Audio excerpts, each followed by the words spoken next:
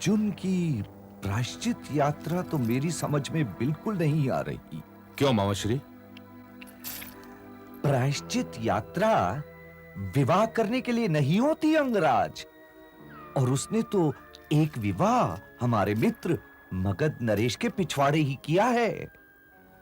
पांडव घेरा डाल रहे हैं अंगराज, घेरा। मामाश्री, आपको तो ये पांडव घून की भांति चाटे जा रहे हैं। उठते बैठते आप उन्हीं के नाम का जाप करते रहते हो। देखो पुत्र दुर्योधन, मूर्खों की भांति सोचे समझे बिना हंसा न करो। तुम ही बताओ, अर्जुन का धनुष द्रौपदी के कक्ष में भला क्या कर रहा था? ये सब पूर्व निर्धारित लगता है। वासुदेव कृष्ण ने कोई लंबा खेल खेला लगता है। मामाश्री का कहना ठीक ही लग रहा है भ्राताश्री। मैं तो सदा से ही कह रहा हूं कि क्षत्रियों को क्षत्रियों की चाल चलनी चाहिए, अर्थात सीधे रणभूमि की ओर जाना चाहिए। तुम रणभूमि के अतिरिक्त कुछ और भी सोच लिया करो अंगराज कर्ण। रणभूमि क्षत्रिय की ससुराल होती है और अपनी ससुराल में पूरी तैयारी करके ही जाना चाहिए। इसलिए इस रणभूमि के लिए पूरी तैयारियां आरंभ कर दो मेरे पुत्रों।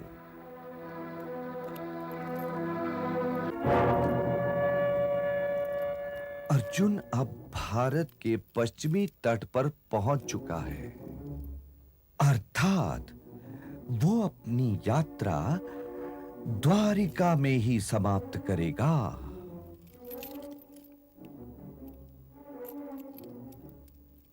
तो द्वारिका हमारा क्या बिगाड़ लेगी मामाश्री? नहीं कर्ण, नहीं। द्वारिका को अपनी मुट्ठी में रखना हमारे लिए अत्यंत आवश्यक है। हमारी एक ओर मणिपुर है और दूसरी ओर द्वारिका। यदि वसुदेव की पुत्री सुभद्रा का विवाह दुर्योधन से हो जाए तो समझ लो कि ये उनके विवाह राजने का मुंह तोड़ उत्तर होगा। विवाह राजने? हां पुत्र, हां, विवाह राजने। जो घराना अपनी पुत्री देगा वो विरोध में तो नहीं खड़ा होगा ना। ये जो तुम देखते हो कि प्राचीन काल और आधुनिक काल में राजाओं और महाराजाओं के राजभवन रानियों और पटरानियों से भरे हुए हैं, ये केवल उनकी कामुकता संतुष्ट करने के लिए नहीं है। ये विवाह है मैत्री व्यू विवाह, जिनसे निकलने का कोई मार्ग ही नहीं। तो फिर मामाश्री, मुझे क्या करना चाहिए? तुम्हें भी विवाह करना चाहिए भांजे दुर्योधन। परंतु किससे मामाश्री? वसुदेव की पुत्री सुभद्रा से।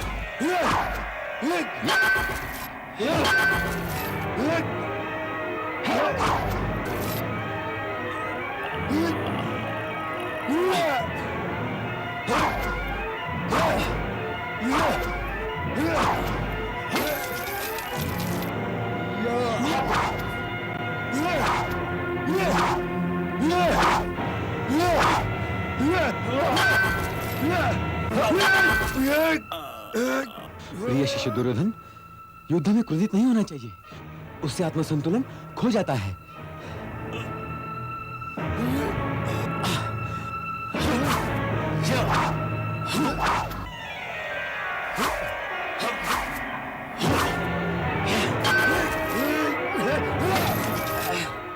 क्यों दाऊ, कैसी रही?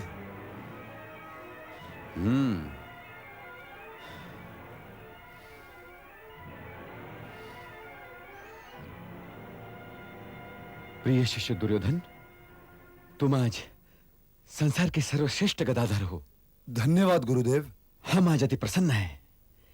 जो पुरस्कार मांगना हो मांग लो। तो मैं मांगू दाऊ? हाँ अनुज, मांग लो। तो मैं सुभद्रा का हाथ मांगता हूं दाऊ। यदि मेरा हाथ मांगा होता तो मैं तुरंत दे देता, परंतु सुभद्रा का हाथ तो सुभद्रा के पास है ना, और इस विषय में मुझे पिताश्री से बात करनी पड़ेगी। परंतु पिताश्री मेरी बात टाल थोड़ी सकते हैं, इसलिए समझ लो कि सुभद्रा तुम्हारी हो गई।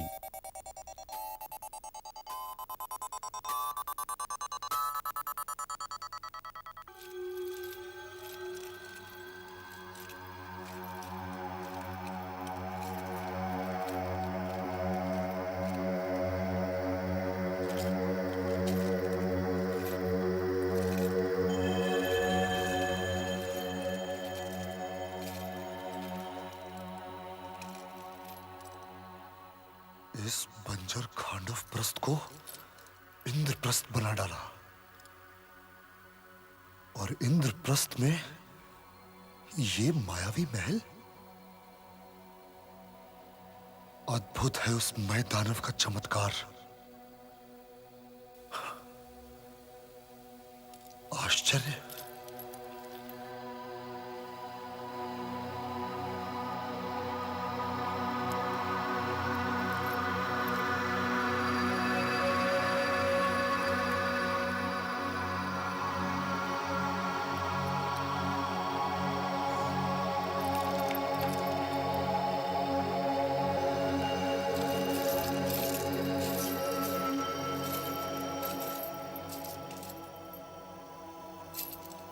बड़ा सुहावना दृश्य है।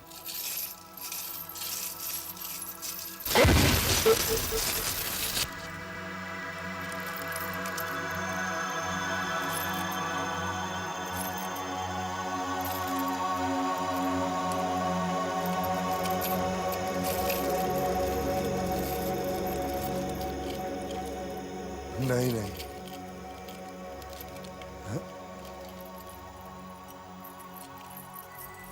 युवराज की जय हो।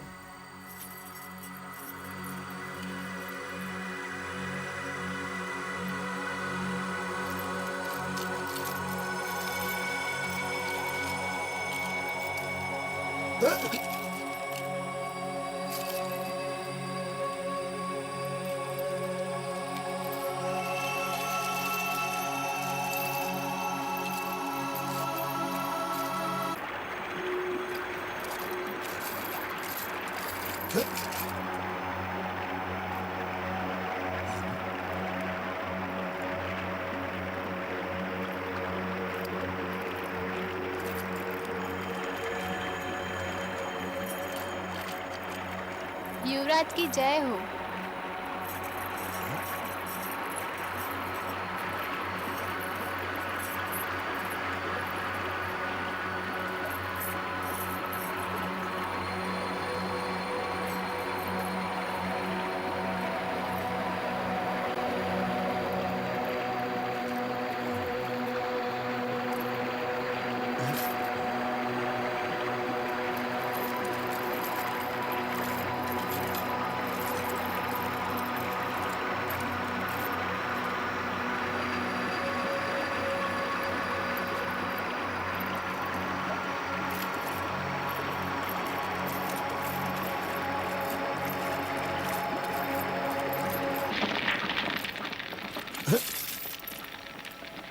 ये अग्नि? चलिए युवराज, ये अग्नि नहीं है।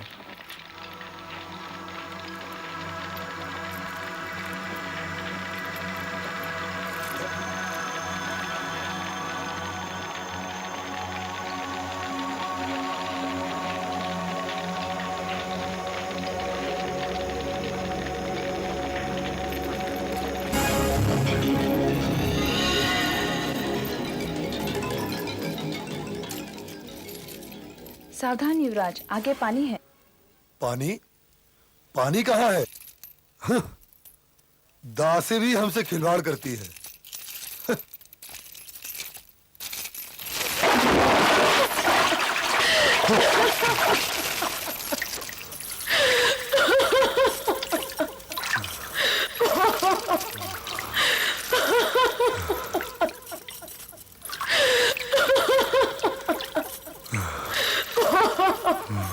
अंधे का पुत्र अंधा।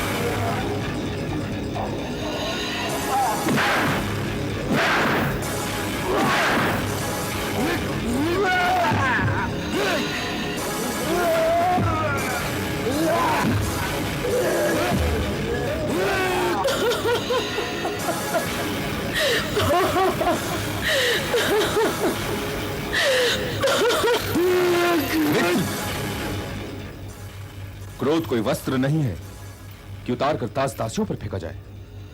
क्रोध तो उसी पर उतारा जाता है जो क्रोध का कारण हो। मुझे बताओ, बात क्या है?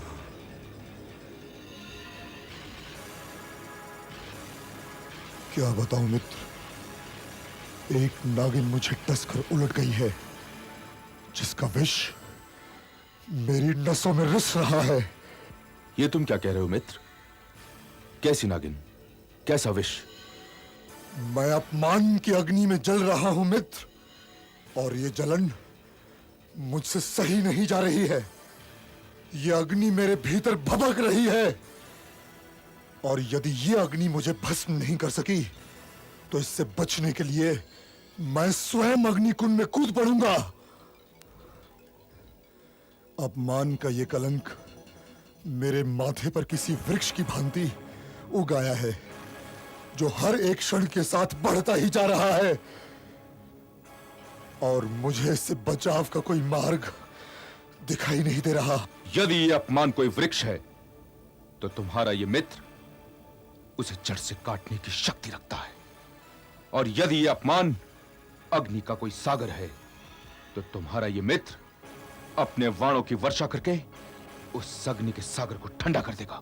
और यदि मुझे तुम्हारी मित्रता पर गर्व है कर्ण। मैं जानता हूं, यदि आवश्यकता पड़ेगी तो तुम मेरा जीवन काल बढ़ाने के लिए स्वयं अपना जीवन दे दोगे। यदि मेरे सामने मेरी मृत्यु खड़ी होगी तो तुम मेरे स्थान पर मरने के लिए भी तैयार हो जाओगे। परंतु नहीं, यह अपमान का क्षेत्र है, और यदि अपमान का बदला स्वयं न लिया जाए तो घाव भरने की जगह घाव और गहरा हो जाता है। मेरी तो समझ में नहीं आ रहा है कि पृथ्वी पर ऐसा कौन है जो तुम्हारा अपमान करने का साहस कर सके। महावीर, महारथी, सर्वश्रेष्ठ गदाधर दुर्योधन का अपमान तो स्वयं इंद्र भी नहीं कर सकते। मेरा अपमान किया है उस 5 पतियों वाली द्रौपदी ने, और मैं उससे अपने अपमान का बदला अवश्य लेकर रहूंगा, और मैं उससे तुम्हारे अपमान का बदला भी लेकर रहूंगा मित्र।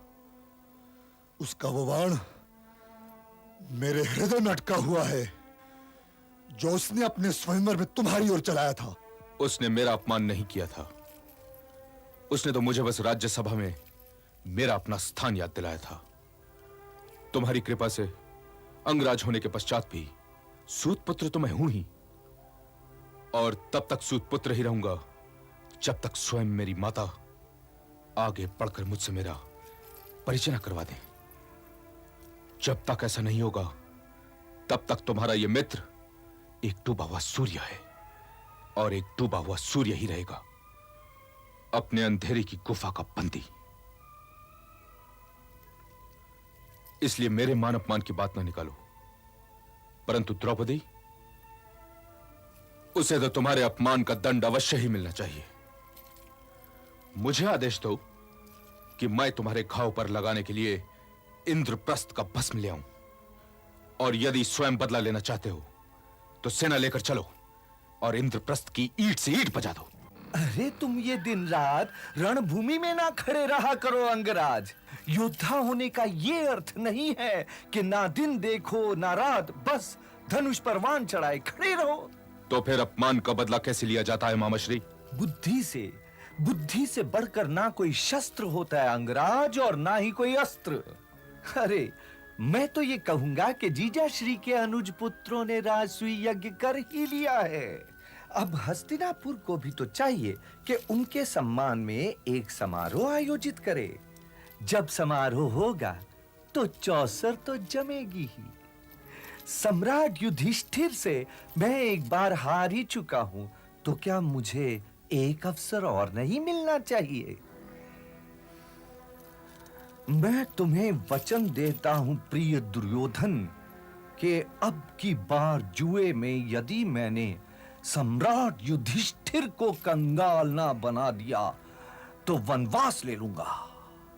अरे इंद्रप्रस्थ में मैं बिन कारण ही नहीं हारा था। इसी हार से तो तुम्हारी जीत का मार्ग निकलेगा।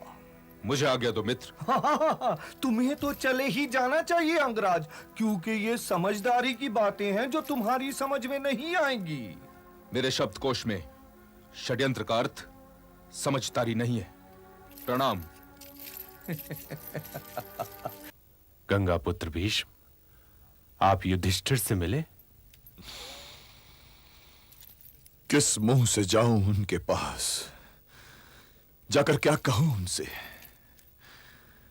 वे सब बड़े सभ्य हैं, द्युत क्रीड़ा की बात नहीं निकालेंगे, पर उनकी आंखों में प्रतिवाद का रंग तो होगा ही। युवराज दर्शन के अभिलाषी हैं। इस समय आने दो।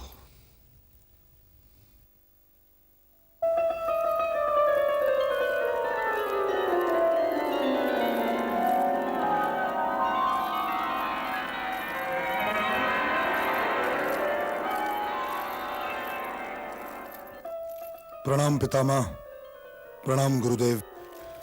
आओ वत्स, और ये बताओ कि इतनी रात गए अपने पितामह की याद कैसे आ गई? मेरे पास केवल दो विकल्प हैं पितामह। मैं आपसे यह पूछने आया हूं कि कौन सा विकल्प उचित रहेगा। कैसे विकल्प प्रिय दुर्योधन? द्यूत क्रीड़ा भवन में जो कुछ हुआ, मैं उसके लिए लज्जित नहीं हूं गुरुवर। द्रौपदी मेरी दासी हो चुकी थी, और उसके स्वामी होने के नाते उस पर मेरे अधिकारों की कोई सीमा नहीं है। यदि लज्जित हो तो स्वयं भ्राता युधिष्ठिर, जिन्होंने अपनी पत्नी को दांव पर लगाया था। और इस विषय में आप लोगों से मेरा मतभेद है, यह मैं अच्छी तरह जानता हूं। विकल्पों की बात करो दुर्योधन। विकल्पों की बात के लिए यह भूमिका आवश्यक थी गुरुवर। ठीक है, यदि भूमिका समाप्त हो गई हो तो विकल्प की बात आरंभ करो। जो आज्ञा पितामह। जैसे एक वन में दो बाघ नहीं रह सकते, उसी तरह एक ही क्षेत्र में कुरु और पांडव नहीं रह सकते। द्यूत के उपरांत तो बिल्कुल ही नहीं रह सकते। ऐसी स्थिति में केवल दो विकल्प रह जाते हैं। पहला विकल्प यह पितामह कि आप मुझे आज्ञा दीजिए कि मैं इंद्रप्रस्थ पर आक्रमण करूं, और यह निर्णय रणभूमि में हो कि इस क्षेत्र में मैं रहूंगा या वे रहेंगे। दूसरा विकल्प यह पितामह कि एक बार और द्यूत हो जाने दीजिए। यदि मैं जीतूं तो वे 12 बरस का वनवास और 13वें बरस का ज्ञातवास स्वीकार करें, और यदि वे जीते तो 12 बरस का वनवास और 13वें बरस का ज्ञातवास मेरे लिए। द्यूत, द्यूत कोई विकल्प नहीं है दुर्योधन। हाँ, और ये समस्या इतनी सरल और साधारण नहीं है पुत्र। क्षमा चाहता हूं पितामह, मैं आप पर या गुरु वर पर पक्षपात का आरोप नहीं लगाना चाहता, जबकि स्वयं आप दोनों ये जानते हैं कि आप सब उन्हीं के पक्ष में हैं। मैं केवल यह जानना चाहता हूं कि उन दोनों विकल्पों में से कौन सा विकल्प उचित रहेगा, युद्ध या द्यूत। इस प्रश्न का उत्तर तो केवल महाराज ही दे सकते हैं दुर्योधन। जो आज्ञा पितामह, चलिए मेरे साथ।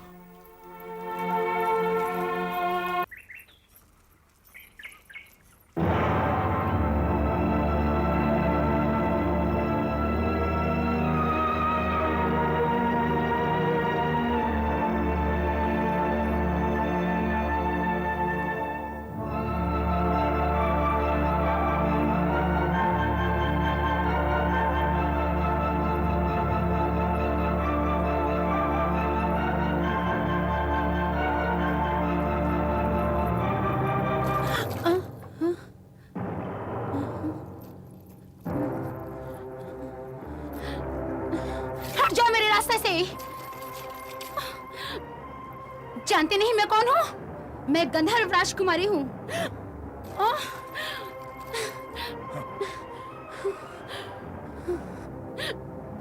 और शायद तुम नहीं जानती कि हम कौन हैं। हम युवराज दुर्योधन हैं। अपने आप को सौभाग्यशाली समझो कि आज रात्रि हम तुम्हें अपने शिविर में बुला रहे हैं।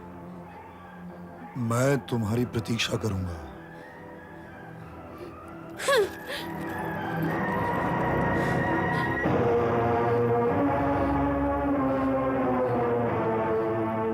समझ में नहीं आता मुखिया जी कि पांडव अपने अधिकार के लिए क्यों नहीं लड़े। उन्होंने ये अपमान सहन कैसे कर लिया? युधिष्ठिर धर्मराज हैं। उन्होंने जो कुछ भी किया सोच समझ कर ही किया होगा।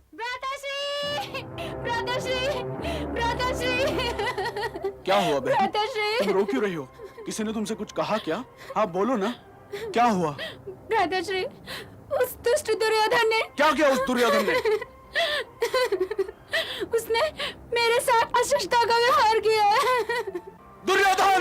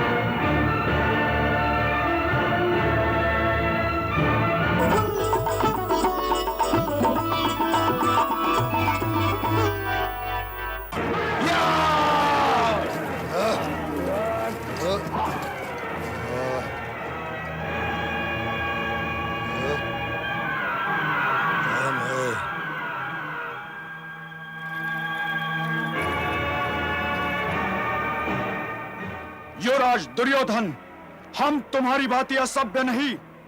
हमारी पंचायत यह निर्णय लेगी कि हमारी बहन का अपमान करने का तुम्हें क्या दंड दिया जाए।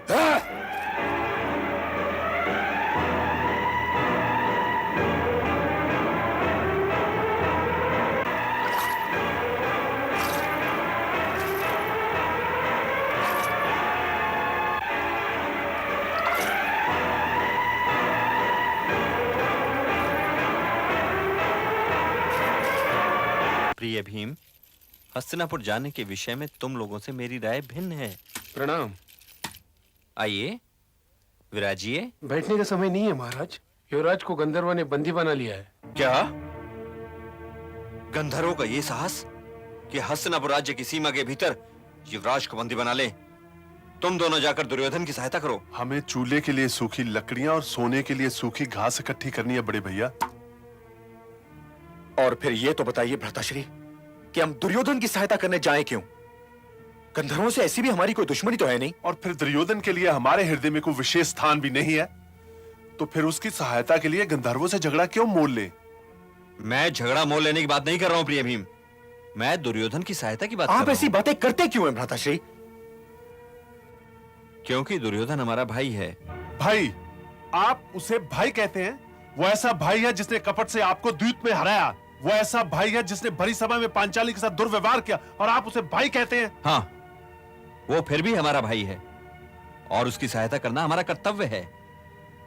यदि इस संकट के अवसर पर हम उसकी सहायता नहीं करेंगे तो उसमें और हमारे में अंतर ही क्या रह जाएगा? क्या इस समय उसकी सहायता न करने के उपरांत तुम लोग ज्येष्ठ माताश्री का सामना कर पाओगे? क्या तुम उनसे कह सकोगे कि तुम उनके आशीर्वाद के योग्य हो? अनुज दुर्योधन से हमारा झगड़ा एक आपसी झगड़ा है, एक घरेलू झगड़ा है। हम आपस में निपटते रहेंगे एक दूसरे से, परंतु इस आपसी झगड़े का अर्थ ये तो नहीं कि बाहर वाले इसका लाभ उठाएं। इसलिए यह आवश्यक है कि इस आपत्ति की घड़ी में उसकी सहायता करें।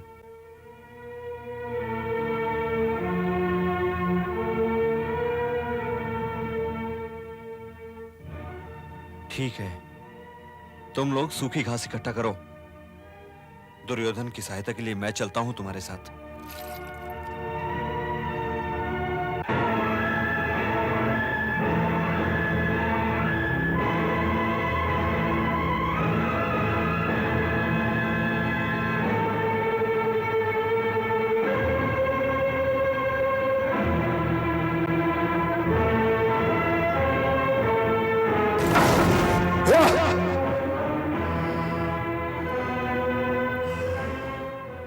युवराज दुर्योधन, तुमने केवल एक कन्या का अपमान नहीं किया है, तुमने केवल गंधर्वों का भी अपमान नहीं किया है, तुमने अपमान किया है समुची मानव जाति का, मानव समाज का, मानव मर्यादा का।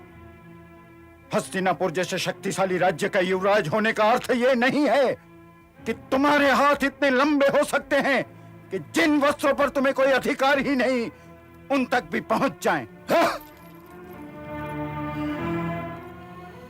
महारानी द्रौपदी का अपमान करके तुमने यह कैसे समझ लिया कि भारतवर्ष की हर नारी अनाथ है? हाँ? हाँ? हम में से कोई धर्मराज युधिष्ठिर नहीं, हम में से कोई भीम की भांति सर्वश्रेष्ठ गदाधर या अर्जुन की भांति सर्वश्रेष्ठ धनुधर भी नहीं। न हम द्रोणाचार्य हैं, न कृपाचार्य, और ना ही हम में से कोई गंगा पुत्र भीष्म हो सकता है। ये महामानव हैं, महान जीव हैं, इन्हें अपमान का विष पी जाना आता है, परंतु हम साधारण लोग हैं, इस अपमान के विष को पचा नहीं सकते। युवराज, तुम्हें अपने बचाव में कुछ कहना है? अरे चुप! तू क्या समझता है कि मैं अकेला हूं? मेरा मित्र कर्ण आता ही होगा। हाँ? मैं कर्ण की बात नहीं कर रहा हूं, मैं बात कर रहा हूं मान अपमान की। मैं तुम्हारे अपराध और तुम्हें मिलने वाले दंड की बात कर रहा हूं। मैं जानता हूं तुम अनाथ नहीं हो, मैं ये भी जानता हूं कि तुम्हें दंड मिलने के पश्चात हस्तिनापुर की सैन्य शक्ति हमें जीने नहीं देगी, परंतु मैं उस मृत्यु का स्वागत करूंगा जो आत्मसम्मान की रक्षा के मार्ग पर आएगी।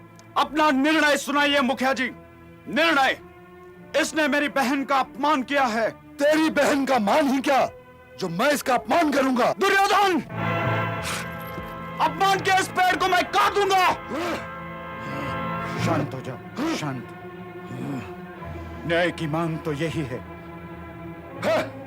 और मैं महाराज धृतराष्ट्र भी नहीं हूं जो अपने हित में न्याय की परिभाषा ही बदल दूं। इसलिए युवराज दुर्योधन, ये पंचायत तुम्हें मृत्यु दंड देने का निर्णय लेती है।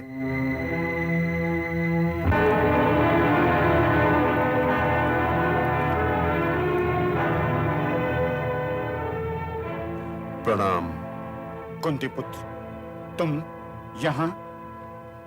इसने चाहे जो भी अपराध किया हो, हम उसके लिए आपसे क्षमा चाहते हैं। इसने मेरी बहन के शरीर को छूने का अपराध किया है महारथी भीम, और क्या आपके क्षमा मांग लेने से अपमान का घाव भर जाएगा?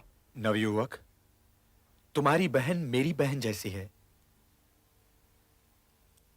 सुनिए, इस दुष्ट के हाथों के बदले तुम मेरे हाथ कटवा लो बहन। इसकी आंखों की असभ्यता का दंड तुम मेरी आंखों को दे दो बहन, किंतु इसे क्षमा कर दो। हम दोनों भाई तुमसे क्षमा चाहते हैं। क्षमा न करना बहन, क्षमा न करना। यदि हमारी क्षमा प्रार्थना के उपरांत भी आपने इसे क्षमा नहीं किया और इसकी रस्सियां नहीं काटी, तो फिर आपको हमसे युद्ध करना पड़ेगा, क्योंकि यही महाराज युधिष्ठिर का आदेश है। कुंती पुत्र भीम, ये तुम किसकी सुरक्षा कर रहे हो? इस दुर्योधन ने भरी सभा में महारानी द्रौपदी का वस्त्रहरण करने का पाप किया है। इस दुष्ट ने कपट से तुम्हारा राजपाट जीत लिया है, और इसी ने तुम्हें। हमारे ज्येष्ठ भ्राताश्री का कहना है कि ये फिर भी हमारा भाई है। हम तुमसे युद्ध नहीं करना चाहते, इसलिए हमारी सुनो और इसे क्षमा कर दो। हम अपनी मर्यादा के नाम पर मरने से नहीं डरते कुंती पुत्र भीम। तुम चाहे अपनी पत्नी का अपमान भले ही सहन कर जाओ, परंतु मैं अपनी बहन का अपमान सहन नहीं कर सकता, और मैं ये भी जानता हूं कि मैं तुमसे युद्ध नहीं कर सकता। फिर भी मैं तुमसे युद्ध करूंगा कि यही एक भाई की मर्यादा है। सुन लिया तुमने? तुम्हारे कारण भरतवंशियों को क्या क्या सुनना पड़ रहा है, फिर भी भ्राताश्री का आदेश है और हम तुम्हें मुक्त करा के ही जाएंगे। आप आयु में मुझसे बड़े हैं, मुझे यह बताइए कि इसको दंड देने का अधिकार किसे है, हमें या आपको? यदि आपने इसे मृत्यु दंड दे दिया तो मेरी उस प्रतिज्ञा का क्या होगा जो मैंने इसके विषय में कर रखी है? बताइए। तुम ठीक कहते हो, इसकी मृत्यु पर तुम्हारा अधिकार हमारे अधिकार से अधिक है। इस दुष्ट की रस्सियां तुम काटो। जो आज्ञा।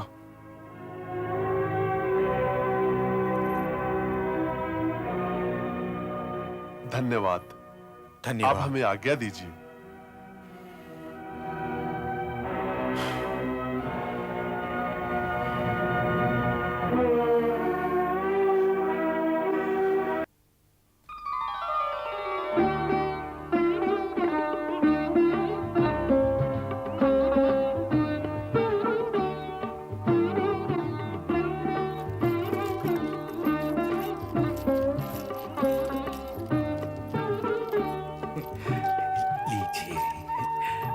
थोड़ा और।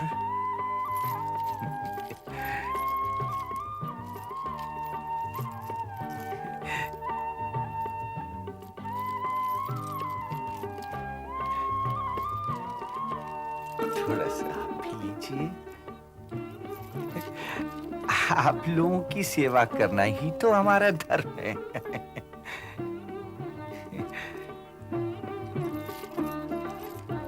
लीजिए ऋषिवर, थोड़ा सा और।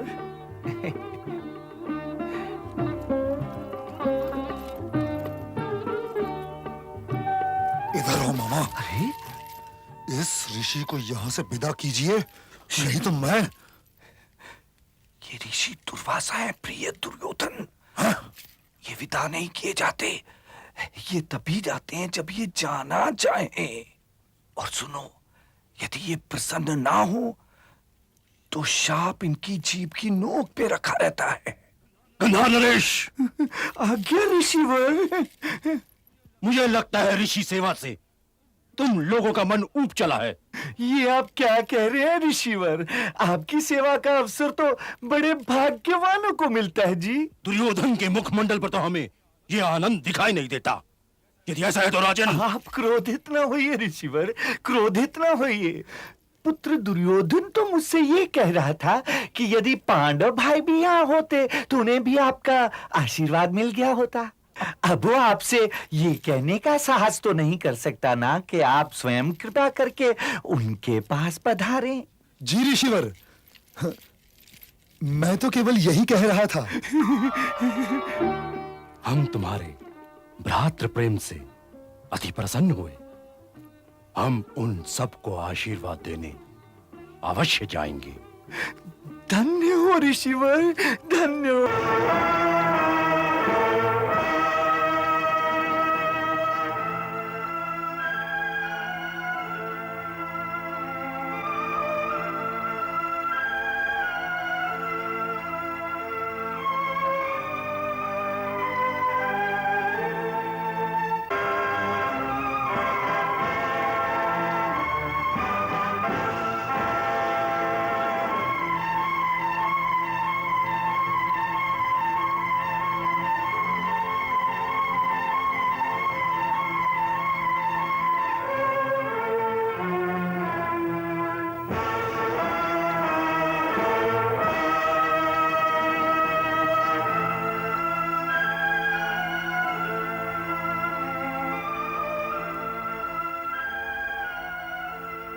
सेनापति,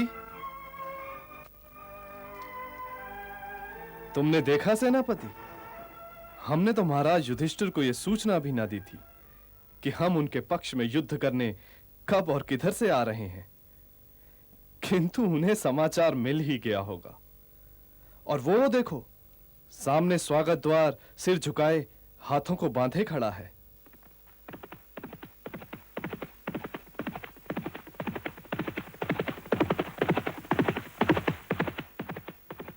मदर नरेश की जय हो। हम अपने महाराज की ओर से आपका हार्दिक स्वागत करते हैं। किंतु तुमने ये कैसे जान लिया कि हम इसी मार्ग से आ रहे हैं? महाराज की जय हो। हम ये जानते नहीं थे, इसीलिए मदर की ओर से आने वाले हर महामार्ग पर महाराज के स्वागत का प्रबंध किया गया है कि महाराज के किसी पैदल सैनिक तक को भी किसी प्रकार का कष्ट ना हो। यदि महाराज की आज्ञा हो तो हम उन्हें स्वागत शिविर की ओर ले चलें। अवश्य अवश्य, चलो।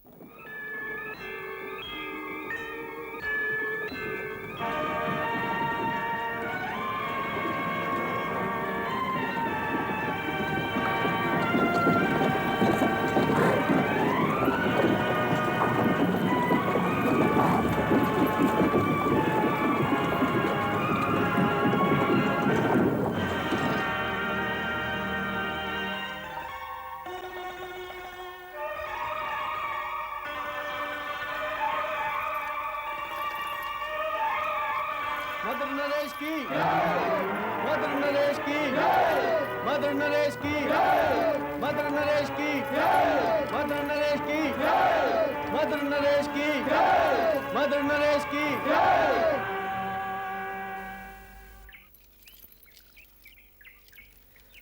हम महाराज युधिष्ठिर से तुम्हारी बहुत प्रशंसा करेंगे। हम स्वयं तो तुम्हें पारितोषिक देंगे ही, परंतु युधिष्ठिर वो तो मणियों से लाद देंगे तुम्हें। महाराज का आनंद ही हमारा पारितोषिक है। तुमने सुना सेनापति, इसे कहते हैं स्वागत की सभ्यता। हमसे कोई पारितोषिक लिया भी नहीं और यह कह के नकार भी दिया कि हमारा आनंद ही इनका पारितोषिक है। वाह!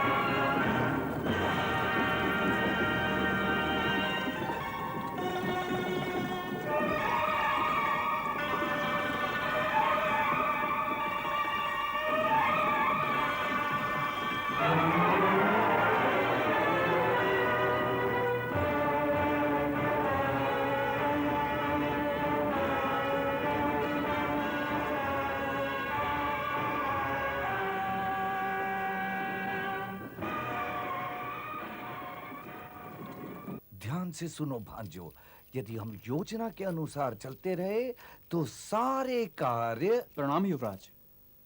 महाराज शल्य आ गए? जी युवराज, और वो हमारी सेवा से इतने प्रसन्न हुए कि ज्येष्ठ पांडुपुत्र से हमारी प्रशंसा करने वाले हैं।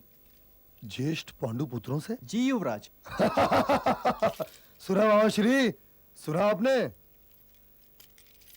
मामा शल्य ज्येष्ठ कुंती पुत्रों से इन सबों की प्रशंसा करने वाले हैं। प्रिय दुर्योधन, जैसे भांजे वैसा मामा। यदि तुम इस मामे को तोड़ लो तो पांडवों के मुंह पे निश्चित ही कालिक पुत जाएगी, और वो भी इतनी पक्की कालिक कि छुड़ाई कभी नहीं छूटेगी भांजे, कभी छुड़ाई नहीं छूटेगी।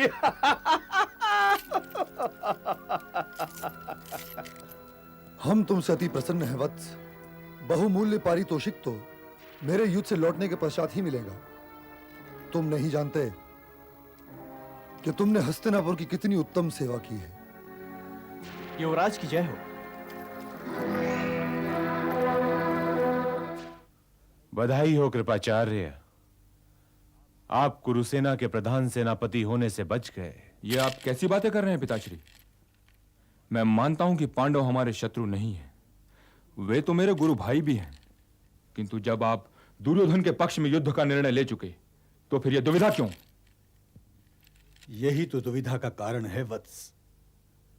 शत्रु पर प्रहार करना तो सहज होता है, परंतु जो अपने प्रिय हो उनके शरीर को वेदने वाला बाण तो स्वयं अपने हृदय को भी वेद जाता है ना। तो फिर आप युद्ध क्यों कर रहे हैं मामाश्री? इसका कारण दुर्योधन ही जानता है पुत्र। हम उसके नमक के ऋणी हैं, कृतज्ञ हैं। उसकी रक्षा करते हुए वीर गति को प्राप्त हो जाने के लिए विवश हैं। इसलिए निर्णय हमारे हाथ में नहीं है। हाँ, तुम उसके ऋणी नहीं हो। मैं ऋणी तो नहीं हूं, किंतु मैं विश्वासघाती भी नहीं हूं। दुर्योधन की विजय हो या पराजय, मैं उसके पक्ष में हूं और उसके पक्ष में रहूंगा।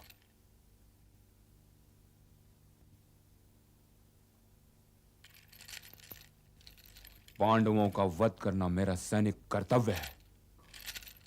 कैसे हो भ्राताश्री? अच्छा हूं।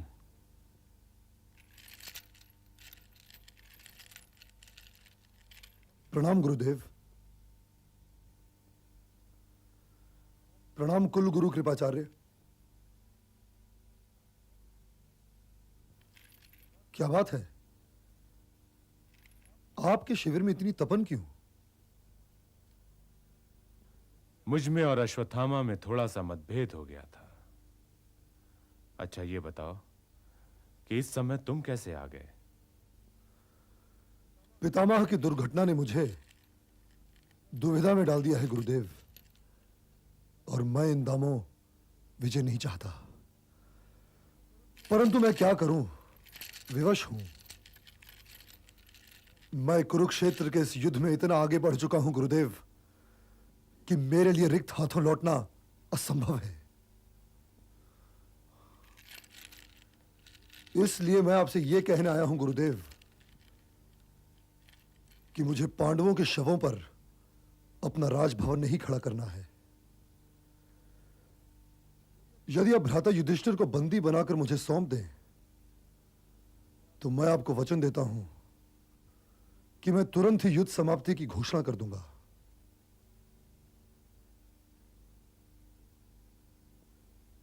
तुम युधिष्ठिर को मृत्यु दंड तो नहीं दोगे?